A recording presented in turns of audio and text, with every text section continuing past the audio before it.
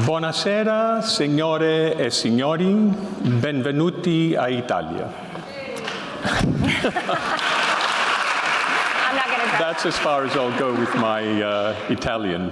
By the end of this trip, I'll have a little bit more Italian up on my sleeve, I'm sure. So welcome, ladies and gentlemen, on behalf of the Democracy and Culture Foundation, and gosh, so many familiar faces in this room. Sheikha Mayasa Mareva, Irina Bokova from our chair of the Democracy and Culture Foundation, Ernesto Neto, Jana Peel from Chanel, Susie Menkes, it's been a while. Well, George Sikovaris, my better half, and my beautiful niece, Melina Perez. So I have to put in a plug for my fan club. But there's some new faces as well. There's Ibijoke Faborode from Nigeria. There's Zankan from... Adriu and Lapsley. That's right. Lapsley. And Lapsley, you have a surprise for us later on. So just a few names, just to show the variety of the people that are joining us from all over the world, just to share some very important insights. And, you know, we're gathered in this absolutely beautiful room to answer one question. Can the arts be a way out? Ladies and gentlemen, our world, our society, our democracy is battered by multiple crises. And I'm not just talking about COVID and this senseless war in the Ukraine, but there are more permanent crises. There's the cancer of inequality, there's the existential threat of climate crisis, there's the migration and demographic flows that are really shifting the tectonic plates of geopolitics, and there's that really fast pace of technology. I'm still trying to work out what NFTs are and how AI is going to impact art and whether our institutions catch up with technology. We'll be talking, these are the type of things we'll be talking about here. So can the arts really be the way out for this? Sheikha Mayasa, I'm going to quote you where you said a few years ago in Berlin, I think it was, art is a universal language. Culture brings people together.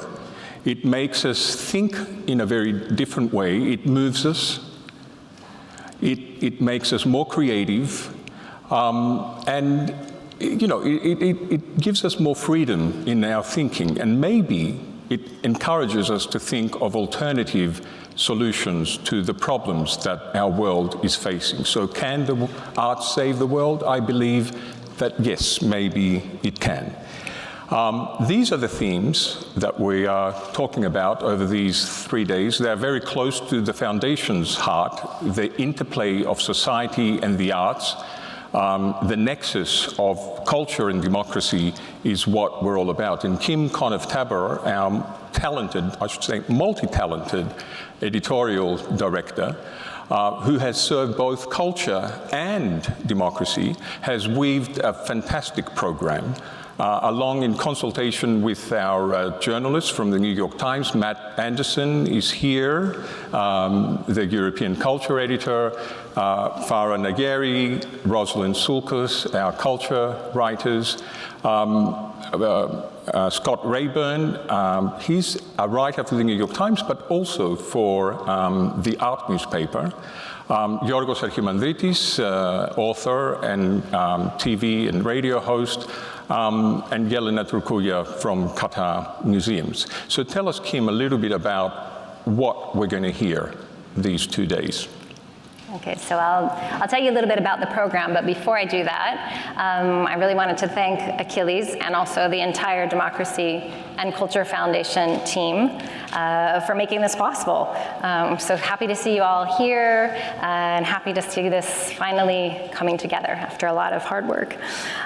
So as many of you know, Art for Tomorrow began as a New York Times conference back in 2015 in Doha under the patronage of the strong support of of Qatar museums. It wouldn't have happened without Qatar museums. And after several years in Doha, the event traveled to Berlin, and then last year we were in Athens, which is also home to the Athens Democracy Forum, another of our suite of events at the Democracy and Culture Foundation.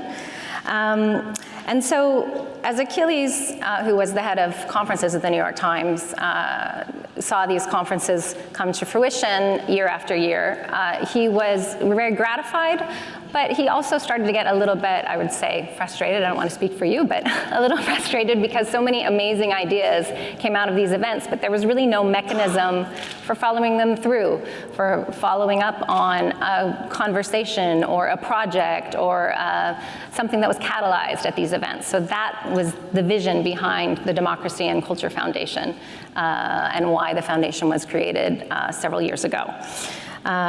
So this leads me to the program. Those of you who have been following Art for Tomorrow for a while, you may have noticed a few changes in the last couple of years, and that's totally intentional. When I'm conceiving the program, I'm really striving to align it with the values of our foundation. So the goal of the foundation is to help democracy evolve. So this could be through things like highlighting the role that museums play in their local and global communities. It could be looking what course corrections still need to be made in promoting the work of women. You'll hear about that tomorrow. It could be taking a critical look at heritage issues, which we'll also hear about tomorrow, or considering how digital art and public art are raising awareness about the climate crisis.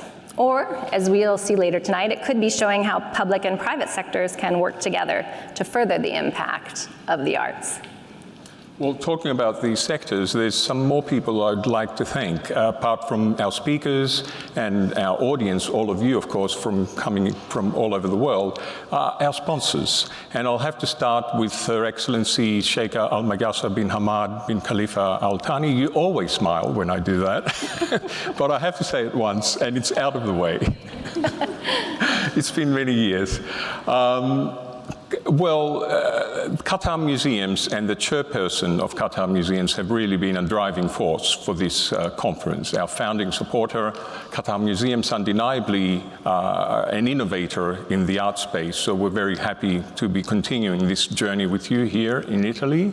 Brunello Cucinelli, if there is a brand that epitomizes heritage and craftsmanship, and has an owner, by the way, who really shares the same values that we have on humanism and social impact, it's Brunello Cucinelli, our headline sponsor. And other sponsors like Ruina, Qatar Hospitality, Qatar Creates, the art newspaper, Palazzo Strozzi, where we're going a little bit later on today, and this wonderful hotel, the St. Regis and Weston, who have been absolutely wonderful to give us their hospitality. So a round of applause for our sponsors because they make it happen.